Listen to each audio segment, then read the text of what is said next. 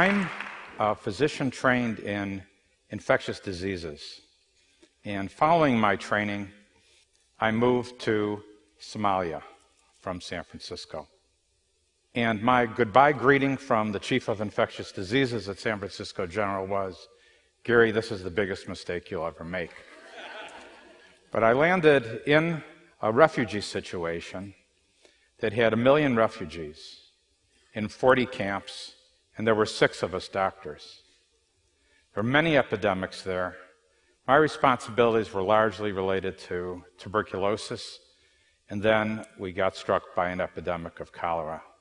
So it was the spread of tuberculosis and the spread of cholera that I was responsible for inhibiting. And in order to do this work, we, of course, because of the limitation in health workers, had to recruit refugees to be a specialized new category of health worker. Following 3 years of work in Somalia, I got picked up by the World Health Organization and got assigned to the epidemics of AIDS. My primary responsibility was Uganda, but also I worked in Rwanda and Burundi and Zaire, now Congo, Tanzania, Malawi, and several other countries. And my last assignment there was to run a unit called Intervention Development, which was responsible for designing interventions. After 10 years of working overseas, I was exhausted. I really had very little left. I had been traveling to one country after another. I was emotionally feeling very isolated. I wanted to come home. I'd seen a lot of death, in particular, epidemic death. And epidemic death has a different feel to it. It's full of panic and fear. And I'd heard the women wailing and crying in the desert. And I wanted to come home and take a break and maybe start over. I was not aware of any epidemic problems in America. In fact, I wasn't aware of any problems in America. In fact, seriously, and in fact, I would visit friends of mine, and I noticed that they had water that came right into their homes. How many of you have such a situation? And some of them, many of them actually had water that came into more than one room. And I noticed that they would move this little thermal regulatory device to change the temperature in their home by 1 degree or 2 degrees. And now I do that. But,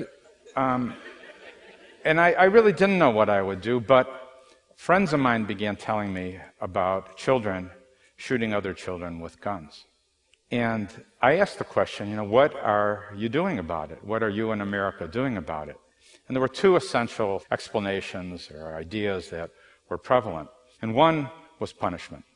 And this I had heard about before. I mean, we who had worked in behavior knew that punishment was something that was discussed, but also that it was highly overvalued. It was not a main driver of behavior, nor was it a main driver of behavior change. And besides that, it reminded me of ancient epidemics that were previously completely misunderstood because the science hadn't been there before. Epidemics of plague or typhus or leprosy, where the prevalent ideas were that there were bad people or bad humors or bad air. And widows were dragged around the moat, and dungeons were part of the solution. The other explanation, or in a way the solution suggested, is please fix all of these things. The schools, the community, the homes, the families, everything. And I'd heard this before as well. I'd called this the everything theory, or EOE, everything on earth. But we'd also realized in treating other processes and problems that sometimes you don't need to treat everything. And so the sense that I had was there was a giant gap here. The problem of violence was stuck. And this has historically been the case in many other issues. Diarrheal diseases had been stuck, malaria had been stuck. Frequently, a strategy has to be rethought. It's not as if I had any idea what it would look like, but there was a sense that we would have to do something with new categories of workers, and something having to do with behavior change, and something having to do with public education. But I began to ask questions and search out the usual things that I had been exploring before, like what do the maps look like? What do the graphs look like? What does the data look like? And the maps of violence in most U.S. cities looked like this. There was clustering. This reminded me of clustering that we'd seen also in infectious epidemics, for example, cholera. And then we looked at the maps. And the maps showed this typical wave upon wave upon wave, because all epidemics are combinations of many epidemics. It also looked like infectious epidemics. And then we asked the question, well, what really predicts a case of violence? And it turns out that the greatest predictor of a case of violence is a preceding case of violence, which also sounds like if there's a case of flu, someone gave someone a case of flu, or a cold, or the greatest risk factor of tuberculosis is having been exposed to tuberculosis. And so we see that violence is in a way behaving like a contagious disease. We're aware of this anyway, even in our common experiences or newspaper stories of the spread of violence from fights or in gang wars or in civil wars or even in genocides. And so there's good news about this, though, because there's a way to reverse epidemics, and there's really only three things that are done to reverse epidemics, and the first of it is interrupting transmission. In order to interrupt transmission, you need to detect and find first cases. In other words, for TB, you have to find somebody who is active TB, who is infecting other people. Makes sense? And there's special workers for doing that. For this particular problem, we designed a new category of worker who, like a SARS worker or someone looking for bird flu, might find first cases. In this case, it's someone who's very angry because someone looked at his girlfriend or owes him money. And you can find workers and train them into these specialized categories. And the second thing to do, of course, is to prevent further spread. That means to find who else has been exposed but may not be spreading so much right now, like someone with a smaller case of TB or someone who is just hanging out in the neighborhoods, but in the same group. And then they need to be, in a way, managed as well, particular to the specific disease process. And then the third part is shifting the norms. And that means a whole bunch of community activities, remodeling, public education, and then you've got what you might call group immunity. And those combination of factors is how the AIDS epidemic in Uganda was very successfully reversed. And so what we decided to do in the year 2000 is kind of put this together in a way by hiring new categories of workers, the first being violence interrupters. And then we would put all of this into place in one neighborhood in what was the worst police district in the United States at the time. So violence interrupters hired from the same group, credibility, trust, access, just like the health workers in Somalia, but designed for a different category. And trained in persuasion, cooling people down, buying time, reframing. And then another category of worker, the outreach workers, to keep people in a way on therapy for 6 to 24 months, just like TB, but the object is behavior change, and then a bunch of community activities for changing norms. Now, our first experiment of this resulted in a 67% drop in shootings and killings in the West Garfield neighborhood of Chicago.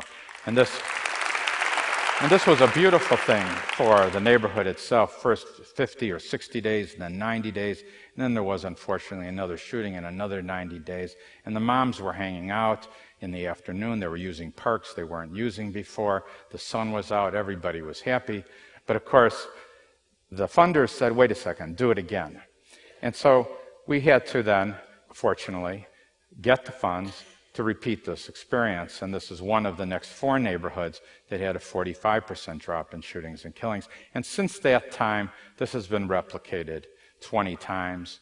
There have been independent evaluations supported by the Justice Department and by the CDC and performed by Johns Hopkins that have shown 30 to 50 and 40 to 70% reductions in shootings and killings using this new method. In fact, there have been 3 independent evaluations of this now.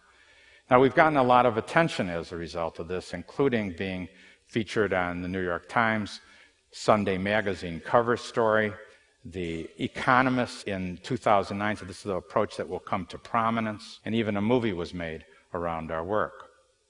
However, not so fast, because a lot of people did not agree with this way of going about it. We got a lot of criticism, a lot of opposition, and a lot of opponents. In other words, what do you mean health problem? What do you mean epidemic? What do you mean no bad guys? And there's whole industries designed for managing bad people. What do you mean hiring people who have backgrounds? You know, my business friends said, Gary, you're being criticized tremendously. You must be doing something right. And my musician friends added the word dude. So anyway, additionally, there was still this problem, and we were getting highly criticized as well for not dealing with all of these other problems. Yet, we were able to manage malaria and reduce HIV and reduce diarrheal diseases in places with awful economies without healing the economy. So, what's actually happened is, although there is still some opposition, the movement is clearly growing. Many of the major cities in the U.S., including New York City and Baltimore and Kansas City, their health departments are running this now. Chicago and New Orleans, the health departments are having a very large role in this. This is being embraced more by law enforcement than it had been years ago. Trauma centers and hospitals are doing their part in stepping up, and the U.S. Conference of Mayors has endorsed not only the approach, but the specific model. Where there's really been uptake, even faster, is in the international environment, where there's a 55% drop in the first neighborhood in Puerto Rico, where interruptions are just beginning in Honduras, where the strategy has been applied in Kenya for the recent elections, and where there have been 500 interruptions in Iraq. So violence is responding as a disease, even as it behaves as a disease. So the theory, in a way, is kind of being validated by the treatment. And recently, the Institute of Medicine came out with a workshop report which went through some of the data, including the neuroscience, on how this problem is really transmitted. So I think this is good news because it allows us an opportunity to come out of the Middle Ages, which is where I feel this field has been. It gives us an opportunity to consider the possibility of replacing some of these prisons with playgrounds or parks, and to consider the possibility of converting our neighborhoods into neighborhoods, and to allow there to be a new strategy, a new set of methods, a new set of workers. Science, in a way, replacing morality, and moving away from emotions as the most important part of the solution to science as a more important part of the solution. So I didn't mean to come up with this at all. It was a matter of, I wanted actually a break, and we looked at maps, we looked at graphs, we asked some questions, and tried some tools that actually have been used many times before for other things. For myself, I tried to get away from infectious diseases, and I didn't. Thank you.